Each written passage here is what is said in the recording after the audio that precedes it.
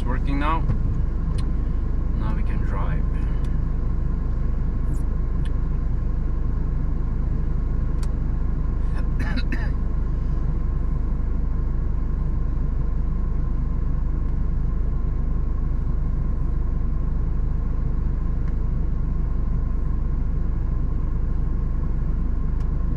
When you listen to Nobody Listens to Paula Poundstone, the comedy podcast, you learn stuff.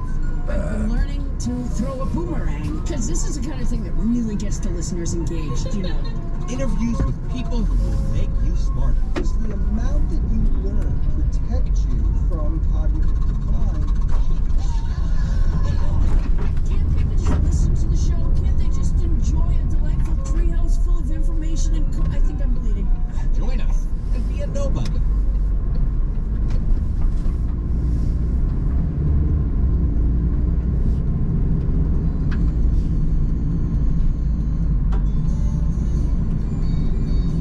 Welcome, everyone, to the Prancing Pony Podcast. Knob and Bob are doing the dishes, so there are no pint glasses for the moment. But come on into the common room, we'll get some bread and cheese and have a little talk by the fire. Never mind that suspicious-looking ranger over there. I am the man of the West, Alan Sisto, and I'm not joined today by my co-host, Sean Marchese, the real-life Lord of the Mark, who I hear is busy tracking down a band of stray Urukai somewhere along the Western March. Like Sean's spectacular effort earlier this week, this solo episode is my attempt to spend a bit of time exploring a particular topic from Tolkien's biographies that interested me. Fortunately, unlike Sean's solo episode, I won't be speaking in foreign languages. No, I'll be talking a bit about the Great War, World War I, and how it influenced Tolkien's writings. Some of what I'll be talking about today comes from the Carpenter biography and the volume of letters that we've talked about previously. Other information comes from more recent work by John Garth, Tolkien and the Great War, The Threshold of Middle-earth, as well as the J.R.R. Tolkien Companion and Guide by Christina Scull and Wayne Hammond. Links to all of these works are available on the library page of the prancingponypodcast.com. Alright, well, since we're solo, we'll just dive right in. When people start discussing the inner meaning of Tolkien's works, or worse, when they start trying to find allegory where there isn't any, I am the first to throw a flag on the play. Okay, for our listeners not in the U.S., maybe I should say I'm the first to pull out a yellow card and book the offender. But what I mean to say is that I simply take Tolkien at his word when he says things like, as for any inner meaning or message, it has in the intention of the author none. It is neither allegorical nor topical. Or when he says something like, the real war, in this case he's talking about World War II, does not resemble the legendary war in its process or its conclusion. Or perhaps most famously, I cordially dislike allegory in all its manifestations, and always have done so since I grew old and wary enough to detect its presence. I much prefer history, true or feigned, with its varied applicability to the thought and experience of readers. I think that many confuse applicability with allegory, but the one resides in the freedom of the reader, and the other in the purposed domination of the author. All that to say, I'm not one to go looking for one-to-one symbolism between events in Middle-earth and events in the real world. But Tolkien also admits that an author cannot, of course, remain wholly unaffected by his experience, and he reminds us that to be caught in youth by 1914, start of World War I, was no less hideous of an experience than to be involved in 1939 and the following years, World War II. He then bluntly tells us, by 1918, all but one of my close friends were dead. It seems reasonable, then, to look at World War I and expect to see some things in Tolkien's works that reflect that experience. Again, even if they're not fully analogous. So let's start by looking at two specific things that Tolkien said that give good reason for seeing the Great War as influential, and then we'll separately do a little speculation. First, in a 1956 letter, reproduced in part as letter 187 in Carpenter's collection, Tolkien states that my Samwise is indeed largely a reflection of the English soldier, of the privates and my Batman that I knew in the 1914 war, and recognized as so far superior to myself. Now, this topic alone, the subject of Sam as an illustration of the English Batman, could be enough to fill a short solo episode, and while that won't be the case today, a little information here could be helpful, since not all of our listeners will be familiar with the concept. A Batman was an enlisted soldier assigned to a commissioned officer as his personal servant, maintaining his uniform and kit, like a valet, among other duties. For those who are familiar with the recently ended television show Downton Abbey, Mr. Bates, served as Lord Grantham's Batman in the Boer War. It wasn't uncommon for an officer's Batman to follow him into civilian life as a valet or butler or in some other domestic service role. Okay, now that you know what a Batman is, it should be easy to see some of that relationship between a Batman and his officer in the relationship between Sam and Frodo, his aristocratic employer. Now, the relationship there is not a formal one, but it clearly goes beyond that of a typical civilian master-servant relationship. It demonstrates the camaraderie of soldiers who've experienced combat together and whose lives have depended on one another. Sam, like a good Batman, is steadfastly loyal to Frodo. He also looks after Frodo's practical needs, cooking, fetching water, etc., as well as helping Frodo in his mission, even carrying him up the slopes of Mount Doom, as a Batman would often carry his wounded officer back to safety, or more often, sadly, dying by his side. Now, in our last joint episode, we answered a listener's question about Sam being the hero, and we talked about some of the characteristics that make him one. Well, these are the same characteristics of the ideal World War I British soldier: courage, endurance, steadfastness, and relentless optimism.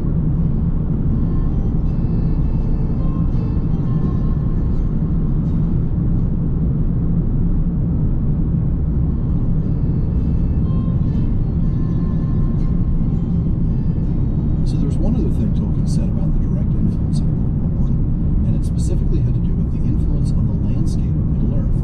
He said, "The Dead Marshes and the approaches to the Morannon owe something to northern France after the Battle of the Somme." I recently completed narration of an audiobook on World War I, The Great War, 1914 to 1918 by Hilary Brown, and as a result, I grew very familiar with descriptions of the trenches in no man's land on the Western Front.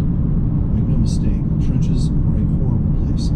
Dank water and mud often filled them. Rat infestations were commonplace, leading to trench fever and other diseases caused by parasites transmitted by lice. One could only see the sandbag walls and the sky above, and a soldier might spend 2 months in a frontline trench before being recalled to a reserve trench. Now, as bad as the trenches were, no man's land was worse. An absolutely devastated, shattered landscape of building rubble, mud, shell craters, stripped tree trunks, and barbed wire littered with the corpses of soldiers. An attack from the trenches meant going over the top and attempting to cross this hellish landscape in order to reach the enemy. Now, in the passage of the marshes, Frodo tells Sam and Gollum that the dead lay in all the pools, pale faces, deep, deep under the dark water. I saw them, grim faces and evil, noble faces and sad, all foul, all rotting, all dead. This image of dead soldiers lying in pools of mud is a clear image of trench warfare from the Western Front, and even in the short time that Tolkien served on the front lines, he's likely to have encountered it. Now, in another passage that sounds reminiscent of No Man's Land, Tolkien says that dreadful as the dead marshes had been, and the arid moors of the No Man lands, more loathsome by far was the country that the crawling day now slowly unveiled to his shrinking eyes. Here nothing lived, not even the leprous growths that feed on rottenness. The gasping pools were choked with ash and crawling muds, sickly white and gray, as if the mountains had vomited the filth of their entrails on the lands about.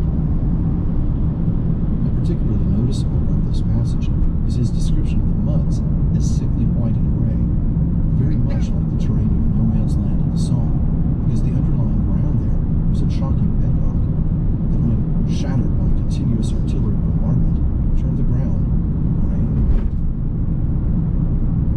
Though Tolkien only acknowledges the Morannon and the dead marshes as owing something to the Somme battlefield, it doesn't seem unreasonable to see similarities to at least 2 other nearby regions of Middle-earth. The first is fairly obvious. It's Mordor, scarred with pits much like shell craters, one of which Frodo and Sam hide in when escaping from the orcs, just like a soldier in World War I might hide in a shell crater from an enemy patrol.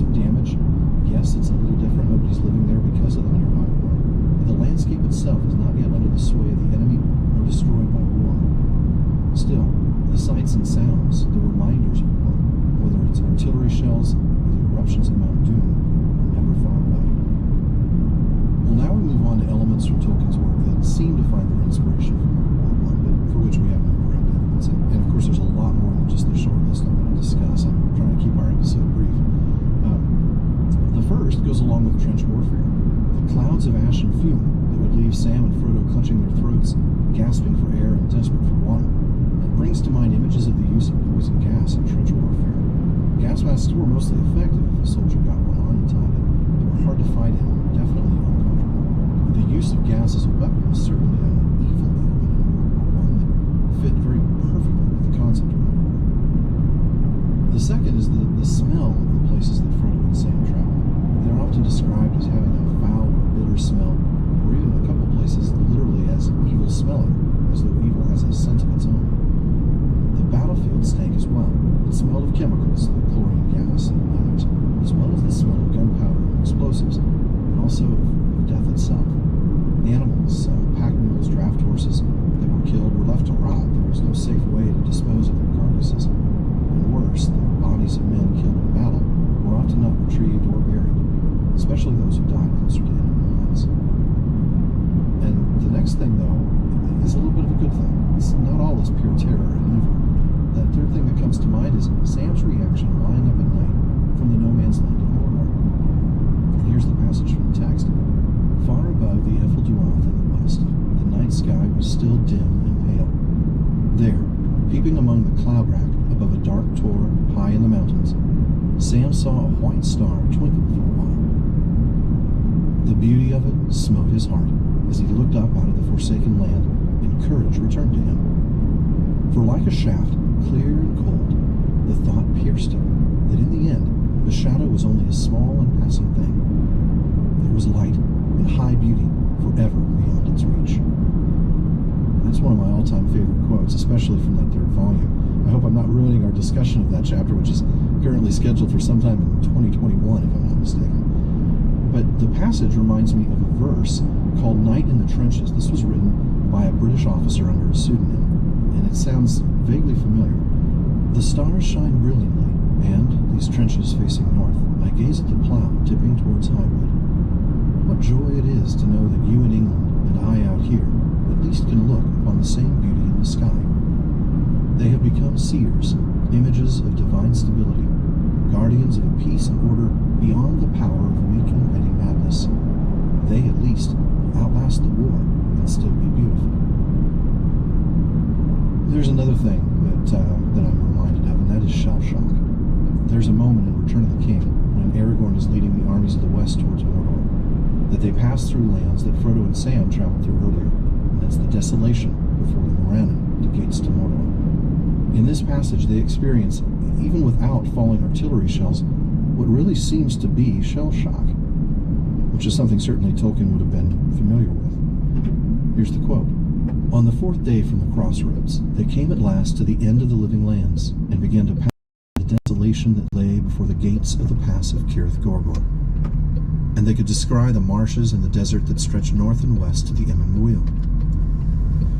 So desolate were these places, and so deep the horror that lay upon them, that some of the host were unmanned, and could neither walk nor ride further north.